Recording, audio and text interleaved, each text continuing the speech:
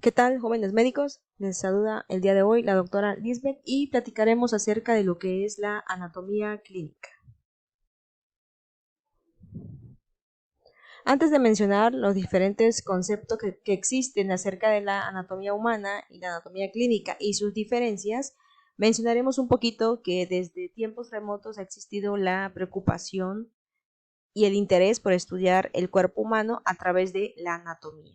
En este caso podemos mencionar algunos personajes importantes como el egipcio Imhotep, que fue uno de los primeros en empezar los estudios anatómicos. Después tenemos a Hipócrates, considerado el padre de la medicina. Más tarde apareció Galeno con sus estudios importantes sobre anatomía y los libros que dejó descritos, en la cual se basaron otros personajes también para continuar el estudio de la anatomía. Después también aparecieron algunos diseccionistas como los primeros en diseccionar cadáveres, que fueron los alejandrinos Herófilo y Erasistrato, que hicieron como que el parteaguas para que siguieran los demás entrando en el mundo de la disección. Y ya más actual apareció el personaje que vemos aquí, el padre de la medicina moderna, enfocado a la disección, ya que él enseñaba mediante la disección de cadáveres. Y bueno, tenemos como conceptos la anatomía humana, que es la ciencia dedicada al estudio de la estructura y forma del cuerpo humano. Anatomía, o la palabra anatomía, deriva del término griego anatomé, que quiere decir cortar a través de, disecar. Entonces, la anatomía es el estudio de las estructuras, características de un órgano y las relaciones que tiene entre sí. La anatomía clínica, por otro lado, es el conjunto de conocimientos sobre la anatomía humana fundamentales para la práctica de la atención de la salud y para la comprensión del examen clínico más sencillo. En anatomía clínica yo voy a poner en marcha todos los conocimientos aprendidos sobre anatomía y ponerlo ya en práctica a la hora de explorar un paciente y posteriormente darle un diagnóstico y un tratamiento basado en lo que yo estoy explorando e interrogando en el paciente. Entonces, necesito conocer la anatomía humana básica y después llevarlo a la práctica médica. Ahora, tenemos las ramas de la anatomía, en el cual, por ejemplo, encontramos la anatomía macroscópica, que se encarga de estudiar estructuras grandes, órganos, tejidos, en los cuales no necesito utilizar el microscopio ni ningún tipo de lente especial. Por otro lado, tenemos la anatomía microscópica, en la cual sí, como voy a observar tejidos y órganos muy pequeños, necesito ayudarme de un microscopio o de algún lente especial. Anatomía descriptiva. Se trata de describir las características que tiene un órgano, en este caso, su coloración, sus estructuras, la forma, tejidos, capas, etc. Configuración externa e interna de un órgano o también de una región del cuerpo. Anatomía sistémica. Se encarga de describir todos los sistemas que forman parte del cuerpo humano y los órganos que forman parte de él.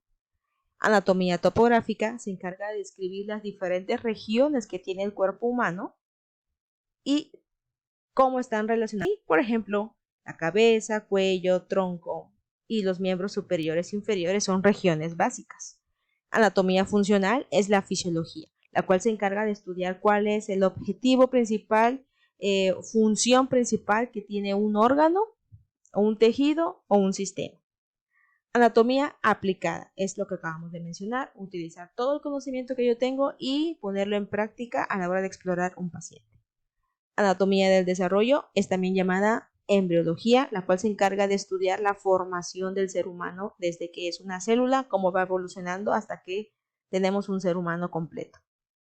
Anatomía de superficie se encarga de ir describiendo las regiones que tiene el cuerpo, pero desde un punto de vista más superficial.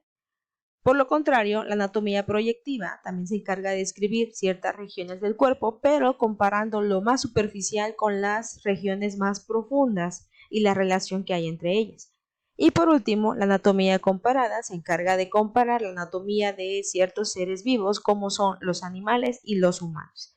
La mayoría de los animales pues tienen diferente anatomía con el humano, a excepción del cerdo y la res, principalmente el cerdo, que comparten ciertas similitudes en algunos órganos que son muy parecidas a las del ser humano. Ahora, los sistemas que mencionamos hace un momento están compuestos por diferentes órganos. Estos sistemas son los siguientes. el esquelético, articular, muscular, digestivo, respiratorio, urinario, genital, endocrino, cardiovascular, linfático, nervioso y tegumentario. Más adelante hablaremos un poquito de cada uno de estos.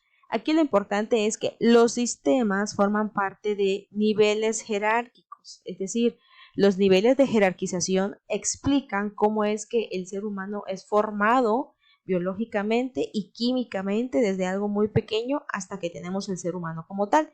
Son 7 niveles de jerarquización. El primer nivel es el de los átomos, en el cual sabemos que los átomos son la partícula más pequeña que hay en el espacio, y los átomos al agruparse forman el segundo nivel, que es el molecular, en el cual, por ejemplo, una proteína está constituida por cadenas de aminoácidos.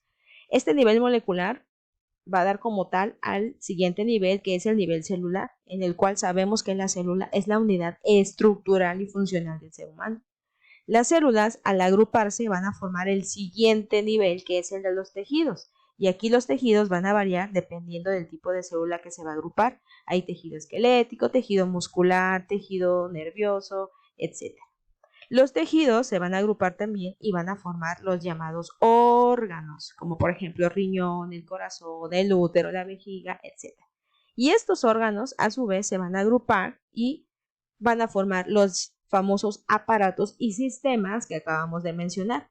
La integración de todos estos aparatos y sistemas van a dar como tal el ser humano individual y con todas sus funciones, con todos sus sistemas, órganos, tejidos y células que lo componen. Ahora hablaremos de forma muy general de cada uno de estos sistemas que acabamos de mencionar. El primero es el sistema esquelético, el cual, como su nombre dice, incluye los huesos y cartílagos que proporcionan soporte y protección a los órganos. El sistema esquelético nos da movimiento, pero también sostén, forma y protección, como por ejemplo la jaula torácica protege a los pulmones, al corazón, el cráneo al cerebro, la columna vertebral a la médula, etc. Sistema articular está formado por estructuras que vinculan o unen a los huesos entre sí, las llamadas articulaciones. Hay articulaciones que son 100% móviles, otras son semimóviles y algunas son inmóviles, o sea que no se mueven para nada. Más adelante en otro video hablaremos de las articulaciones. Sistema muscular, como su nombre lo dice, está constituido por los músculos, tendones, ligamentos y todo lo que ayuda a la movilización. Los músculos también participan para dar movimiento, pero también dan forma, protección, generan calor y almacenan sustancias como el glucógeno. Sistema digestivo abarca los órganos que participan en los mecanismos de la alimentación y va a iniciar desde la boca, cuando nos introducimos un alimento, hasta que éste es absorbido los nutrientes a nivel del intestino delgado. Luego lo que no sirve pasa al grueso, se mezcla con el agua, obtenemos materia fecal y finalmente sale por el recto a través del ano. Y ahí termina el proceso de la digestión.